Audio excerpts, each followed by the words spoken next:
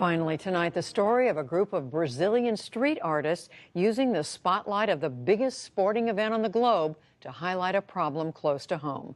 Special correspondent Sophia Cruz of Detroit Public Television has our report. In Brazil, the start of the 2014 World Cup was cause for celebration. But amidst the partying was also protest, with many Brazilians speaking out against the $11 billion their country has spent on the Games. $11 billion, they say, that could have been spent building desperately needed schools and hospitals instead of football stadiums. But the protests in Brazil haven't all been violent, and one of the peaceful weapons in use is public art. Anthropologist Thaddeus Blanchette explains. These are weapons that people who have no formal political power can employ, and they've been things like samba, music, humor, and graffiti fits right in there. Graffiti is used as a powerful tool for political protest in urban areas around the world. But in Rio de Janeiro, it's much more than that. Here, street art is woven into the fabric of the urban landscape. It is bold in scale, often stretching entire city blocks, and every inch is legal, thanks to a federal law decriminalizing street art in 2009, which has been great for graffiti artists like Bruno Bogosian. They don't call the cops to arrest you because you're doing graffiti. They they're probably gonna offer you water or coffee, ask if you need some paint to finish your wall, it's incredible. We're lucky.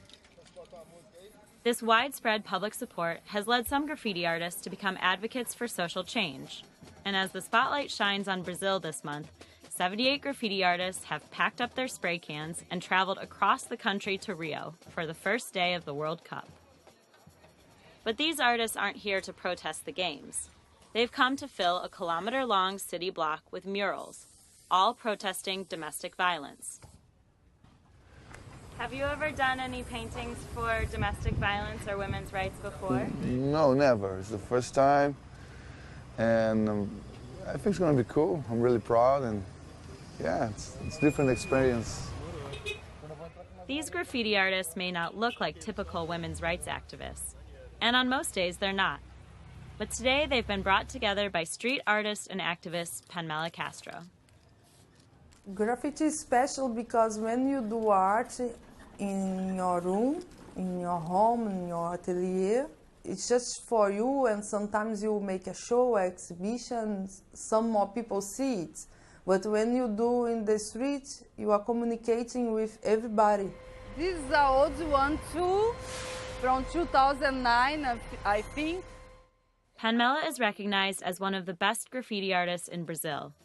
But her work stretches beyond the streets of Rio de Janeiro and Sao Paulo. Her paintings can be seen all over the world, in places like Berlin and Paris, as well as in the United States, in New York, and even in Madison, Wisconsin. For Panmela, using graffiti to promote women's rights is personal. That's because her first husband, whom she married at the age of 21, began abusing her shortly after they moved in together. When I moved, everything changed because he felt that he has the power, and he started being aggressive. And what happens in the end of the week, he beat me. Panmela is not alone. 1 out of every 3 women internationally will experience some form of gender-based violence in her lifetime. And in Brazil, the numbers are staggering. A woman is beaten every 5 minutes, and once every 2 hours, she's killed for being a woman. We have been painting here since 9 o'clock this morning, and in that time, 4 women have died in Brazil. Panmela survived the beating by her ex-husband, but the injustice she suffered didn't end there. We went to the police station, but at that time, we don't have a law against domestic violence, and nothing happened. He never went to the courts. Nothing happened. Panmela's former husband was never prosecuted because up until a few years ago, there was no comprehensive law regarding domestic violence on the books in Brazil. And for researchers studying gender-based violence, like Marcos Nascimento, the lack of legislation reflected a broader cultural problem. The society didn't consider violence against women as a serious issue. It's a private one, and most of the perpetrators of violence were not judged, were not condemned. In 2006, Brazil's first law on domestic violence, called the Maria da Penha Law, was passed, protecting women from the types of injustices suffered by Panmela. I saw that it was a really important law, and this is why I decided to, as a citizen, contribute with my country in promoting the law and helping other women. And the tool that I had to do it was graffiti. Panmela has dedicated her life to raising awareness about the law.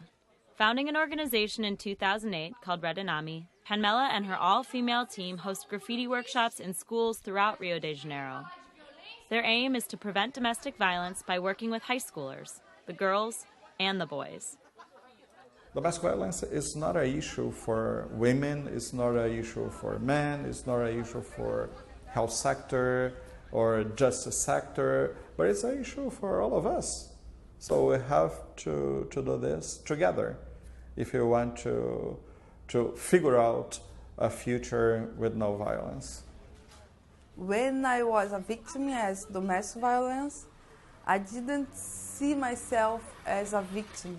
For me, that things was common in the life of women. We have to accept. In this process, I learned that the things can be different. The woman can be free, can think in other ways that people, the society, say that we have to be. The event was a victory for Panmela and for women's rights. How the arts can help address the issues of women's rights around the world is the subject of an upcoming documentary by Sophia Cruz.